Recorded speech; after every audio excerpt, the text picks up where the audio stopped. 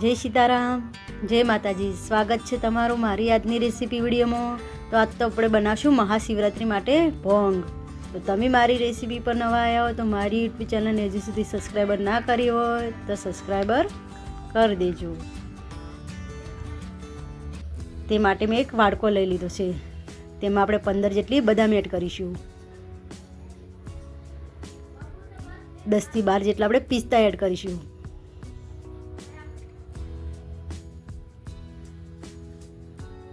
5 થી 7 જેટલા આપણે કાજુ એડ કરીશું. આપણે અડધી વાટકી નાની ખસખસ એડ કરીશું.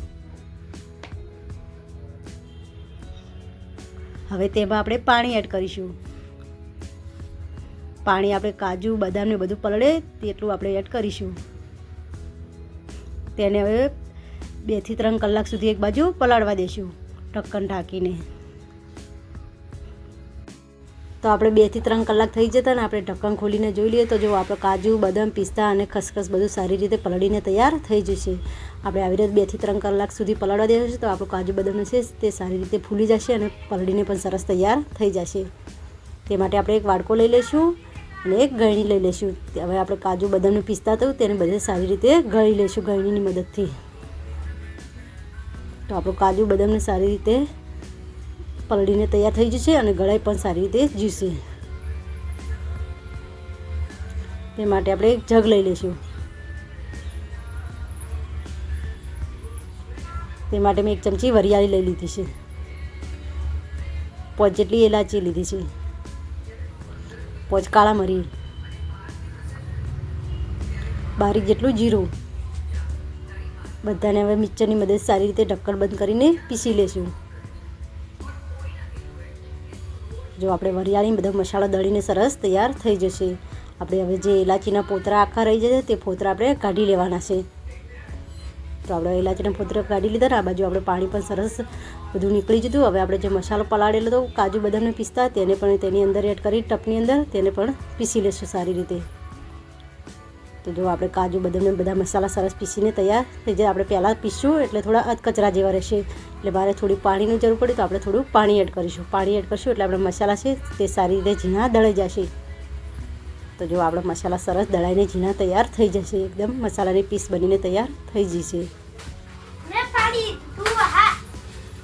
જો આપણે આવી રીતે મસાલાની પીસ બનીને તૈયાર થઈ જશે. હવે આપણે એક કઢાઈ લઈ લીધી છે. કઢાઈમાં મેં 500 જેટલું દૂધ લઈ લીધું છે. બધું દૂધ કઢાઈની અંદર એડ કરી દઈશું. તેની અંદર આપણે કેસર એડ કરીશું. કેસર એડ કરવાથી આપણો દૂધનો કલર છે તે મસ્ત આવે છે. હવે કેસર છે ને તે માપનું એડ કરવાનું. હવે તેમાં આપણે 2 મોટી ચમચી ખાંડ એડ કરીશું. ખાંડ તમે ગળપણ મુજબ એડ કરી શકો છો. જેટલું ગળ્યું ખાતા હોય તે પ્રમાણે તમે એડ કરી શકો છો. હવે ખાંડને પણ આપણે સારી રીતે દૂધની અંદર ઓગાળી દઈશું ને આવી રીતે હલાવી જઈશું.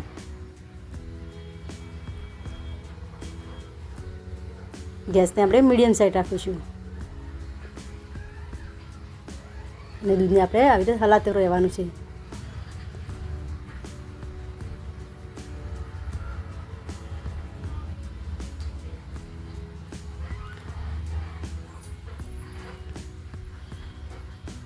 તો જો આપણે ખોળને હતું જે ઓગળીને તૈયાર થઈ જશે ને આપણું દૂધ પણ સરસ ગરમ થઈ જશે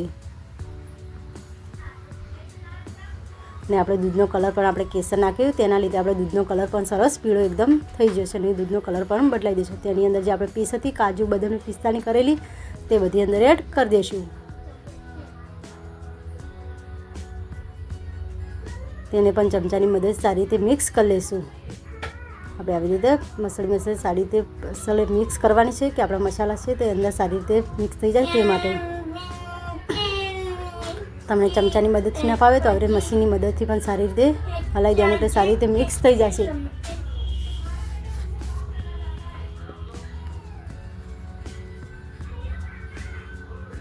તો જો આપણે કાજુ બદામની પીસ હતી તે પણ સારી રીતે દૂધની અંદર મિક્સ થઈ જશે.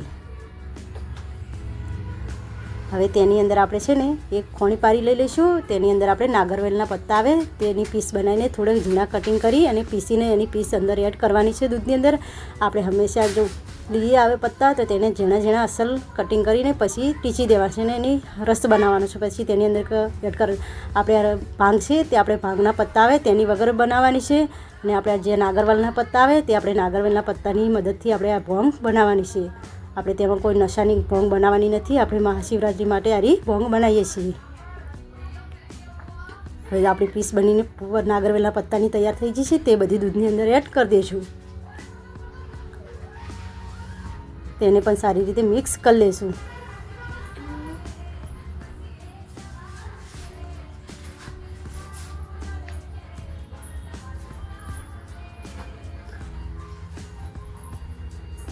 તો આપણી ભોંગ બનીને તૈયાર થઈ જશે. તેને આપણે હવે એક બાજુ ઠરવા મૂકી દઈશું. થોડી વાર સુધી, કલાકથી 2 કલાક સુધી એક બાજુ ઠરવા મૂકી દેજો એટલે સરસ ઠંડી થઈ જાય તે માટે. તો જો આપણી ભોંગ સરસ 2 થી 2 કલાક થઈ જતો ને આપણે ભોંગ સરસ ઠંડી થઈ જશે. તેને હવે આપણે એક લોટાની અંદર લઈ લઈશું. તમારે આ ભોંગને છે ગાળીને પીવી હોય તો ગાળીને પણ પી શકાય છે અને એમને પીવી હોય તો પણ પીવાશે. હવે તેમાં આપણે બરફ એડ કરી દઈશું. બરફને પણ આપણે સારી રીતે મિક્સ કરી લઈશું. બરફ એડ કરવાથી આપણી ભોંગ છે ઠંડી પીશો તો બહુ મસ્ત લાગે છે અને ટેસ્ટ પણ બહુ સરસ આવે છે. તમે આ ભોંગ છે છોકરાઓને પણ આપી શકો છો અને મોટાને પણ પીવી હોય તો પીવાય છે. અને આ ભોંગની અંદર આપણે હવે એક નાગરવેલનું પત્તું એડ કરીશું ઝીણું કટિંગ કરીને. આ ભોંગ છે આપણે કશું નશા વગરની બનાવી છે. તેની અંદર નહીં ધતુરો કે નહીં ભાંગ અને આપણે આ ભાંગ છે તે ખાલી નાગરવેલના પત્તાની જ બનાવી છે. આ ભાંગ છે તે બધા પી શકે. છોકરા નાના મોટા બધાને પીવાય છે. તેની અંદર હવે પિસ્તા એડ કરીશું. કટિંગ કરેલી બદામ એડ કરીશું. તો જો આપણી ભાંગ સરસ એકદમ બનીને તૈયાર થઈ જશે. એકદમ ટેસ્ટી અને એકદમ મસ્ત.